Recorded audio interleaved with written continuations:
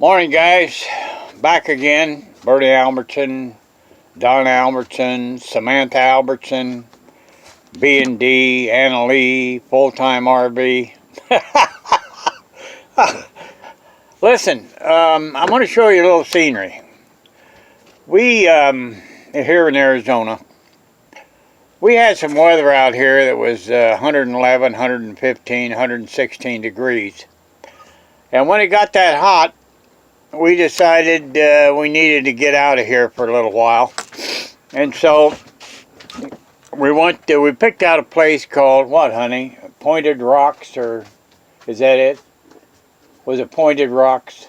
I think so. Pointed Rocks. It's an RV park up in the mountains. And so we started out. So what you're going to see is RV park up in the mountains, and it's gorgeous going up there, and it's beautiful up there, and the temperature was very nice, kind of secluded place, but I don't know, it was probably 70 or 80 miles, maybe 100 miles up there.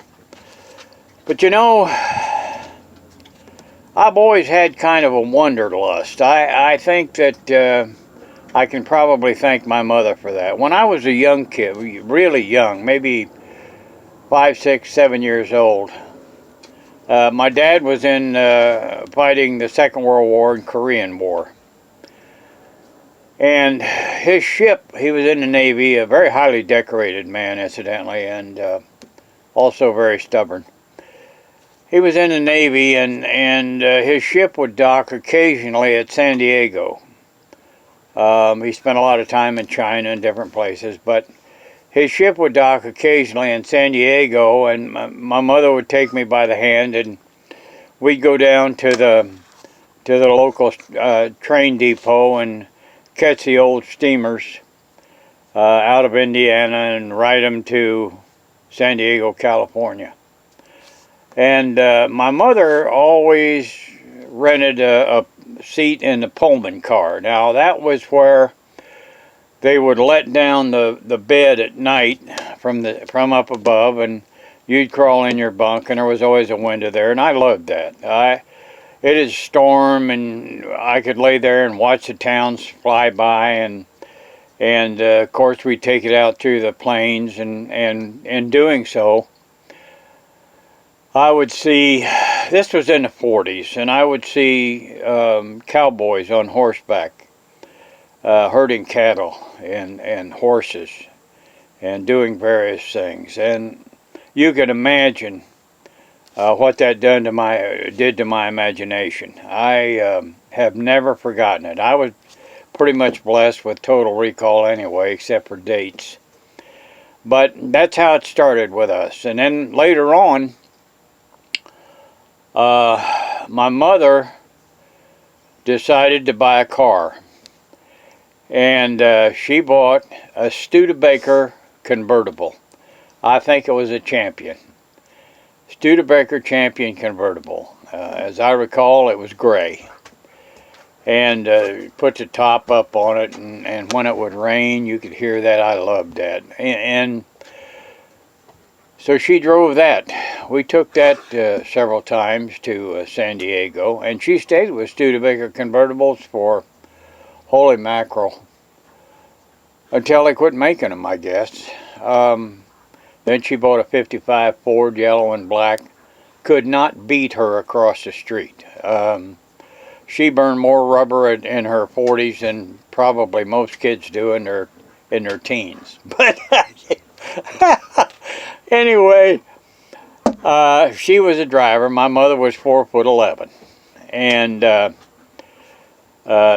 you did not challenge her. I was not the nicest kid in town, and but she kept me straightened out. Anyway, we were traveling across country one time, and we got out on Highway 66, and I believe it was someplace in New Mexico. And this scenery that you're seeing here is going uphill, and this you'll see that we're following a big RV and a diesel. And for some reason, he came flying past us on the straight going up to the mountain. But when he got in the hills, he seemed to lose power, and this big old V10 of mine just kind of crawled right up on him. I had to back off of it a little bit to keep him going around him. But nevertheless, these expensive. When you buy an RV, you've got to see that you have the right gear ratio. Ours is a 543.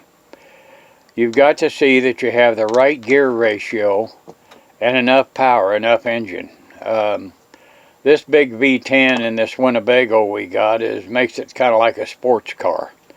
Gobs and gobs of power, and we were hauling a full load of water.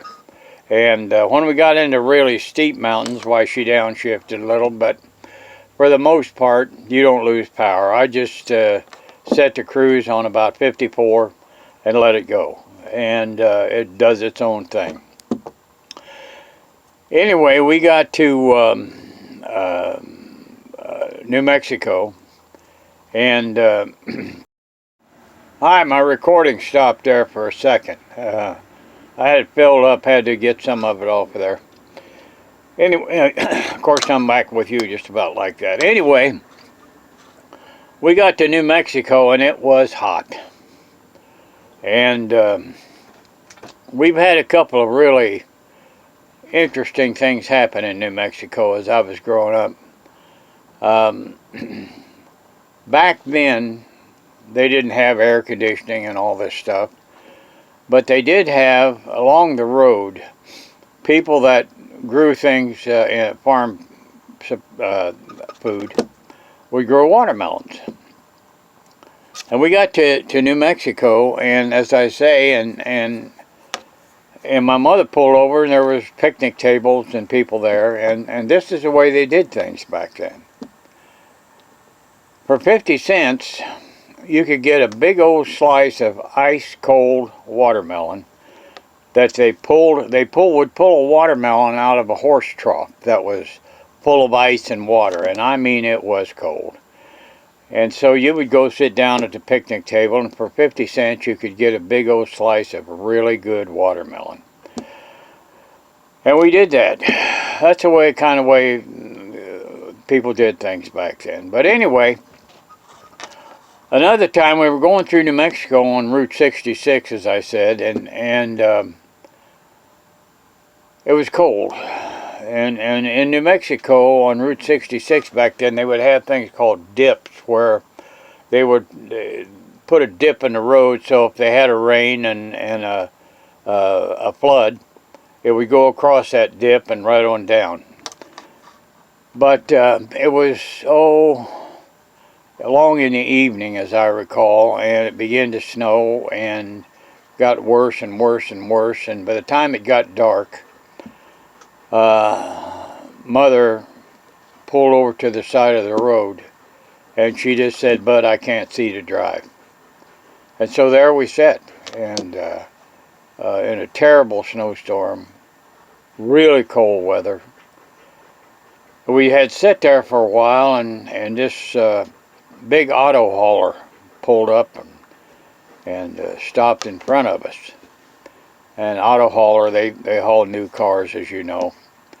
Anyway, that man came walking back and knocked on the window, and Mother rolled the window down, and he said, "Are you folks in trouble, ma'am?"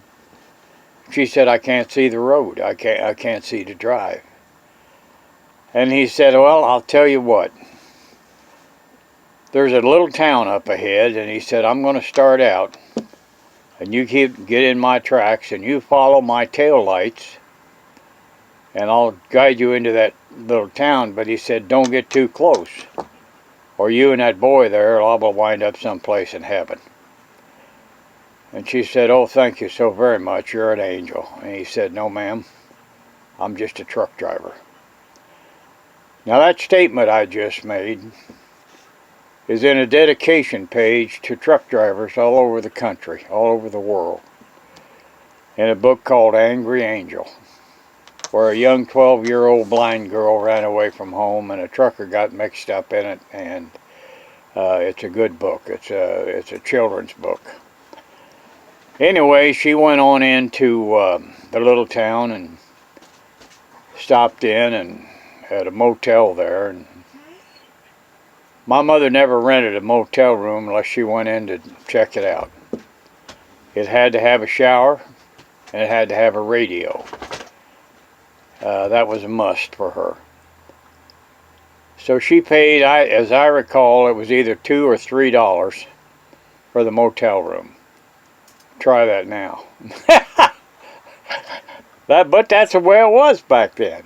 And so we stayed there, and the next day, why, it got a little better, and we went on out and ended up in San Diego. But what, Samantha Jane, quit it. But what I wanted to tell you was, a lot of things happened in my youth and through my life, and I'll share those with you if you like them. Sign up for us and subscribe. Samantha Jane, and subscribe. And that's pretty much it for today. I just want to say God bless. And you'll see this where we parked up there is so beautiful. Have a great day and enjoy. Bye-bye.